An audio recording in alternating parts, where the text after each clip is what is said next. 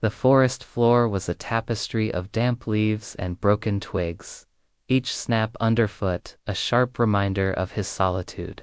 For John, every rustle of the wind through the pines sounded like a whisper of his son's name. Leo. It had been 48 hours since the 8-year-old had vanished from their campsite, swallowed by the vast, indifferent wilderness. 48 hours of a relentless, gnawing fear that coiled in his gut like a serpent. The official search party, with their organized grids and systematic approach, had combed the area, their efforts yielding nothing but trampled undergrowth and sympathetic glances. But a father's hope isn't measured in grids or statistics. It's a primal, burning fire that defies logic and exhaustion. So, as the professionals packed up, citing dwindling light and impossible odds, John stayed. He couldn't leave. He wouldn't. He clutched the faded photo of Leo in his hand, the paper soft and worn from his desperate grip. In the picture, Leo was grinning, a gap-toothed smile that could light up the darkest day. Now, that memory was a painful beacon in the encroaching twilight. He had to find that smile again. He called out, his voice raw and hoarse. "Leo, Leo, can you hear me?" Only the echo answered, bouncing off the stoic faces of the ancient rock formations that guarded the valley. He remembered their last conversation. Leo, with his boundless curiosity, had been fascinated by a story John told him about an old abandoned logger's cabin hidden deep in these woods. "Is it real, Dad? Can we find it?" Leo had asked, his eyes wide with adventure. John had laughed, ruffling his son's hair. "Maybe someday, buddy. It's just an old story." Now, that story haunted him. What if Leo, in his innocent quest for adventure, had gone looking for it? It was a long shot, a desperate grasp at a sliver of hope, but it was all he had. The official search had focused on the main trails and the riverbank. No one had mentioned the old cabin, a relic of a bygone era, long erased from modern maps. John remembered his own grandfather telling him about it, pointing towards a barely visible game trail that snaked up the steep ridge to the east. "Only the foolish or the lost go up there," his grandfather had warned. Now, John was both. With a renewed, albeit fragile, sense of purpose, he turned away from the marked paths and pushed his way into the dense, untamed part of the forest. The air grew colder as he ascended, the trees closing in around him, their branches like skeletal fingers reaching out in the gloom. He fought through thorny bushes that tore at his clothes and skin, his body screaming in protest, but his mind was a fortress, locked on a single image: Leo safe. Night fell completely, a thick, starless blanket that suffocated the last remnants of daylight. John's small flashlight cut a weak, trembling beam through the oppressive darkness. Every shadow played tricks on his mind, morphing into the shape of a small boy, only to dissolve back into a gnarled tree trunk or a moss-covered boulder. The sounds of the forest that night were a symphony of the unsettling. The hoot of an owl felt like a lament, the snap of a distant branch a potential threat. He was acutely aware of his own vulnerability, a lone man against an immense and unforgiving wilderness. Yet, the thought of Leo, alone and scared in this same darkness, propelled him forward. He had to be stronger than his fear. He had to be the father his son needed him to be, even in his absence. He kept calling his name, his voice a ragged prayer sent out into the void, hoping for a miracle. After what felt like an eternity of stumbling through the darkness, a flicker of doubt began to creep in. Was he just chasing a ghost, a fairy tale his grandfather had told him? He sank to his knees, the cold, damp earth seeping through his jeans. Exhaustion, both physical and emotional, washed over him in a crushing wave. He was failing. He was failing his son. He buried his face in his hands, a dry, choked sob escaping his lips. It was in that moment of utter despair, as he was about to surrender to the hopelessness, that he saw it. Through the thicket, barely discernible, was a faint, unnatural glow. It wasn't a star, and it wasn't the moon. It was a soft, warm, flickering light. Hope, fierce and sudden, surged through him. He scrambled to his feet, ignoring the searing pain in his muscles, and crashed through the underbrush towards the light. And there it was. A dilapidated structure, leaning precariously, with the roof half collapsed, but with a thin curl of smoke rising from its crumbling chimney. The old logger's cabin. It was real. His heart hammered against his ribs as he cautiously approached the single window, its glass long gone. He peered inside. The light was coming from a small, controlled fire in the stone fireplace, and curled up in front of it, wrapped in an old, dusty blanket, was a small figure. Leo. He was asleep, his face smudged with dirt but peaceful. Relief so powerful it buckled John's knees, washed over him. He pushed the creaking door open, the sound causing Leo to stir. The boy's eyes fluttered open, and for a moment they were filled with fear, but then they recognized his father. "Dad," he whispered, his voice small. John crossed the small room in 2 strides and fell to his knees, pulling his son into a desperate, crushing hug. He couldn't speak, he could only hold him. Feeling the warmth of his small body, the steady beat of his heart against his own. "I found the cabin, Dad," Leo said, his voice muffled against John's shoulder. "I wanted to see if the story was true. I got lost, but I remembered what you taught me. Find shelter, and make a small fire, if you can." Tears streamed down John's face as he listened. His son, his brave, smart little boy, had survived. He had used the lessons his father had taught him. In that moment, John wasn't just a father who had found his lost son. He was a man who had found a piece of himself he thought was gone forever. The wilderness had taken his son, but it had also revealed his son's strength. And in the heart of that unforgiving wild, in a forgotten cabin built on old stories, a father's desperate hope had finally, miraculously, been answered. They would walk out of this forest together, not just as father and son, but as 2 survivors who had stared into the darkness and found their way back to the light. The wind had become a living thing, whipping through the jagged peaks and carrying the smell of wet stone and pine resin. Samuel clung to the edge of the cliff, every nerve alight with fear and determination. Below, the shadowed figure moved with unnerving precision, guiding Eli farther down a narrow, perilous path. Samuel's heart twisted. His son's small frame seemed so fragile against the harshness of the mountains. And yet, there was a spark of defiance in Eli, a courage Samuel recognized from his own bloodline. "Stay close, Eli," Samuel called, his voice barely audible over the howl of the storm. The boy turned, eyes wide with a mix of terror and hope. "Pa." His voice trembled, but it carried trust.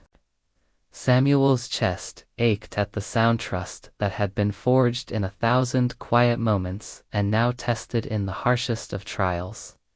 The shadowed figure hissed a warning, a low, menacing sound that made Samuel's blood run cold. He couldn't see much, just the outline of a man, tall and lean, moving with the ease of someone who had survived every harsh season these mountains could offer. Samuel gritted his teeth. Whoever this was, they had underestimated a father's desperation. He took a calculated leap, swinging his legs over the jagged rocks, feeling the scrape of stone on skin and leather alike. Each step demanded focus. One miscalculation could send him plummeting hundreds of feet into the valley below. And yet, he pressed on, calling to Eli with every ounce of his strength. The boy stumbled on a loose rock, falling forward with a cry. Samuel lunged, catching Eli's small shoulder just in time. Relief flooded through him in a sharp, almost painful rush. "I've got you," he whispered fiercely, pressing Eli close. "Never let go. I won't let anything happen to you." Eli nodded, gripping his father's arm like it was the only anchor in a world gone mad.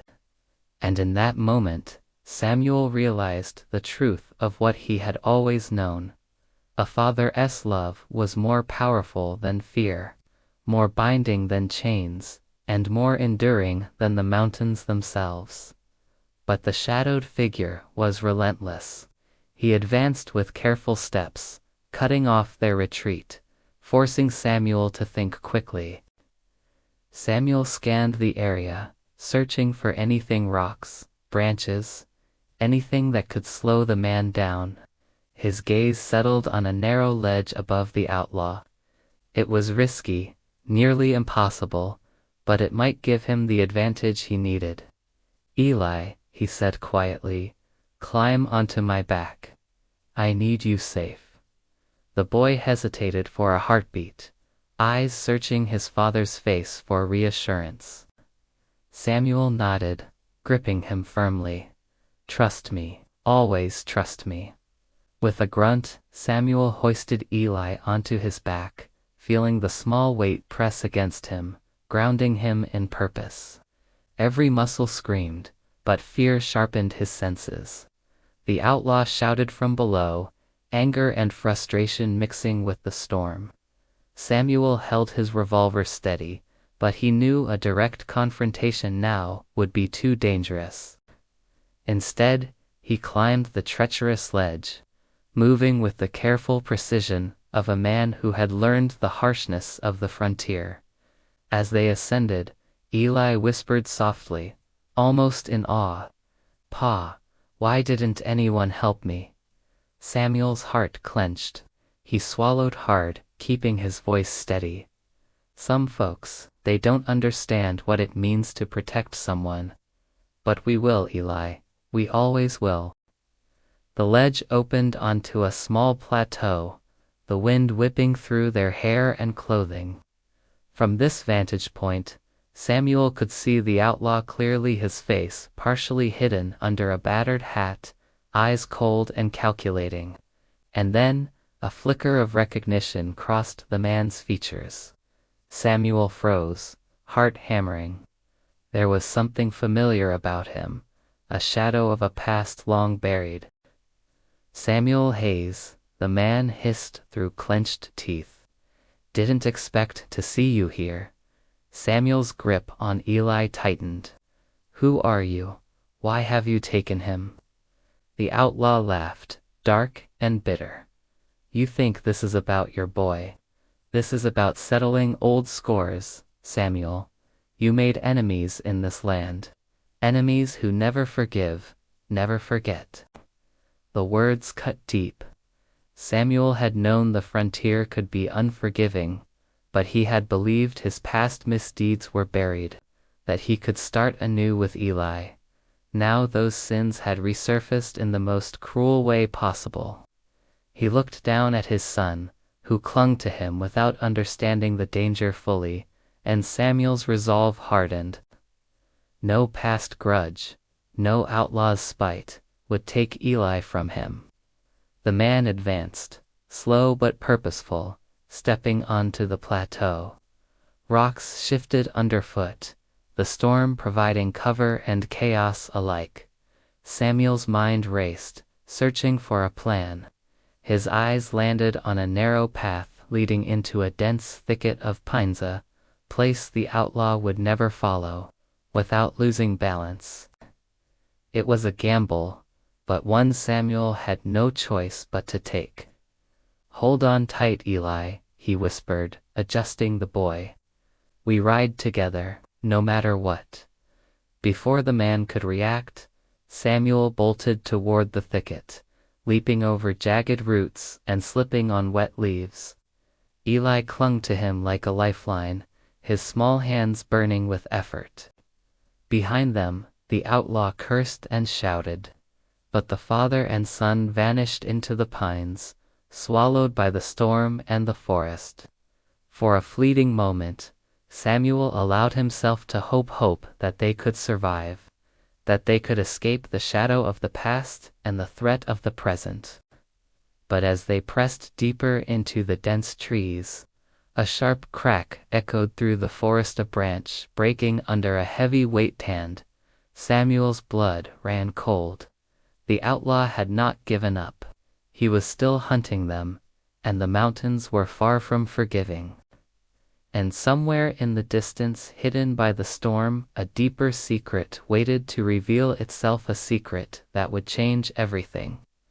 Samuel thought he knew about Eli, about himself, and about the cost of survival in a land where justice was often as cold and jagged as the rocks beneath their boots. Samuel tightened his jaw, gripping Eli and pressing forward.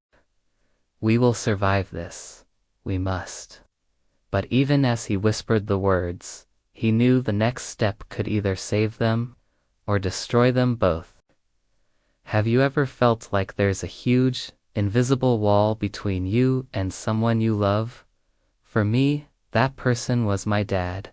For years, it felt like we were speaking different languages. He was the strong, silent type, a man carved from the same stone as the mountains he loved. I was his son, trying to find my own path, often in the opposite direction. Our conversations were short, practical, and left so much unsaid. It was a quiet ache, a constant hum of misunderstanding that I just learned to live with. I figured, that's just how it is. That's just us. But then, last month, something shifted. Dad called me, which was rare enough, and his voice sounded different. He said, "Son, I'm heading up to the old cabin in the mountains, the one we used to go to. I'd like it if you came with me." Just that. No explanation, no pressure, just an invitation. My first instinct was to say no. A whole weekend, just the two of us, surrounded by silence. It sounded like my worst nightmare. But something in his voice, a hint of vulnerability I'd never heard before, made me pause. So, against my better judgment, I said yes. Packing for the trip felt strange. I was throwing hiking boots and warm jackets into a bag, but what I was really packing was 20 years of baggage. All the arguments we never had, the apologies never given, the I love yous that got stuck in our throats. The drive up was exactly as I expected, painfully quiet. The radio filled the space that our words couldn't. Every now and then, he'd point out a landmark. "That's where we saw that bear cub, remember?" I'd nod, a vague memory flickering. It felt like he was trying to rebuild a bridge, one memory at a time, but the gap just felt too wide.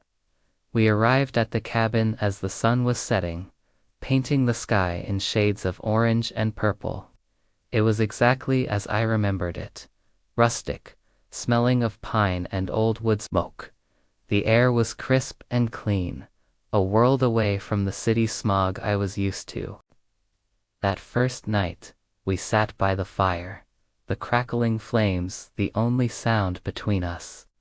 I was scrolling through my phone, creating a digital wall to hide behind. He was just staring into the fire, lost in thought. It felt like we were a million miles apart, even in that tiny room. I went to bed feeling a familiar sense of disappointment, wondering why I had even come. The next morning, he woke me up before sunrise. "Come on," he said, "I want to show you something." We hiked in the pre-dawn chill, our breath misting in the air. The trail was steep, and my city legs protested. He, on the other hand, moved with a steady, familiar rhythm, completely at home. He didn't talk much, just pointed out animal tracks or the names of different trees. And for the first time, instead of being annoyed by the silence, I started to appreciate it. The world was waking up around us, and we were just two small figures in its grand theater. We reached the summit just as the sun broke over the horizon. The view was breathtaking. A sea of clouds filled the valleys below, and the peaks around us were bathed in a golden light. It was one of the most beautiful things I had ever seen. We stood there for a long time, not saying a word. The silence wasn't awkward anymore. It was peaceful, shared. It was in that moment, standing on top of the world, that he finally spoke. His voice was low, almost a whisper against the wind. "You know," he started, "your grandpa brought me up here when I was about your age. He told me about his own father, a man I barely knew, a man even tougher and more silent than he was. He talked about the pressure he felt to be strong, to provide, to never show weakness. He said that's how he was raised, and it was the only way he knew how to be a father. I was always so afraid," he confessed, and I swear his voice cracked. "Afraid of messing up, afraid of not being enough for you.